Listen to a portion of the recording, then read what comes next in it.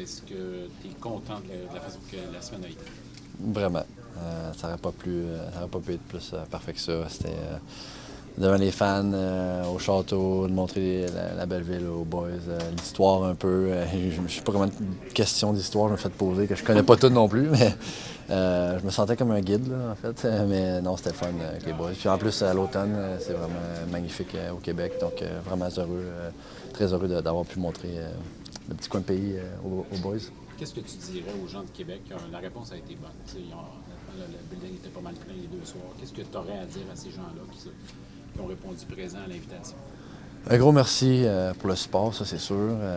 Écoute, on a fait le plus qu'on pouvait dans la communauté. On a essayé de redonner notre temps, notre énergie, puis ça a fait vraiment plaisir. Puis ça a vraiment bien tourné. J'ai vraiment apprécié les fans. L'ovation aussi, c'était vraiment outstanding. Je suis pas surpris honnêtement. Les fans Québec-Montréal, c'est tout le temps solide. Puis ça montre la passion qu'ils ont, l'amour qu'ils ont pour le hockey. Puis très heureux du dénouement toute la semaine. Déroulement. Tu as eu beaucoup d'amour cette semaine, toi aussi, sur une base personnelle. Je sais que c'est une affaire d'équipe. Ouais. Ouais, c'est sûr. C'est toujours très apprécié, mais comme j'ai dit, l'innovation, c'était direct au cœur, c'est sûr. Quel point ça a contribué à resserrer les liens dans votre équipe? On disait que c'était pour se préparer côté hockey, mais aussi team building, tout ça, comment ça? Ouais, ben écoute, c'est quand même un trip de 3 semaines. C'était peut-être un peu trop long, mais de commencer ça à Québec, c'est vraiment... Ça ne peut pas être mieux, comme j'ai dit. Puis on n'a pas fini, on s'en va à Charlevoix avec les boys. On va montrer l'autre petit coin de pays, manger un peu de poutine, puis ça devrait être le fun. Est-ce qu'il y a un moment dont tu vas te rappeler en particulier de cette semaine-là, sur la glace, hors glace? Ben, les deux games, là, c'est sûr, les ovations, l'amour des fans, c'est toujours exceptionnel. Jamais j'aurais pu penser ça un jour, hein, tu sais.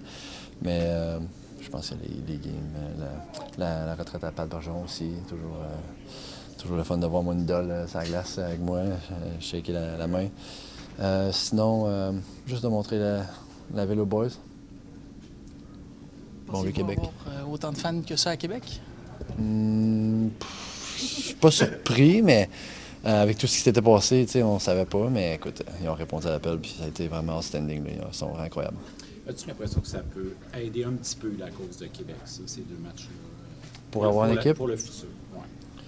Ben écoute, c'est tellement gros, là. On contrôle pas les décisions que Gary prend, puis c'est hors de notre contrôle. Mais c'est sûr que la foule a répondu à l'appel, puis ça, c'était sans l'équipe des Canadiens. C'était plein, puis sans les deux équipes canadiennes. C'est sûr que 3 bonnes équipes, mais quand même, ils ont répondu à l'appel. Puis la foule était solide. C'était pas juste un show-up, puis on repart. C'était l'acclamation, l'ovation. Donc les gens étaient contents d'être là, puis ça paraissait. Tu avais promis de la poutine. Il y en a-tu dans le vestiaire? Oui. Ouais. Parce qu'il y avait une table pour les Panthers. Ouais. De poutine. Bon, mais de rien.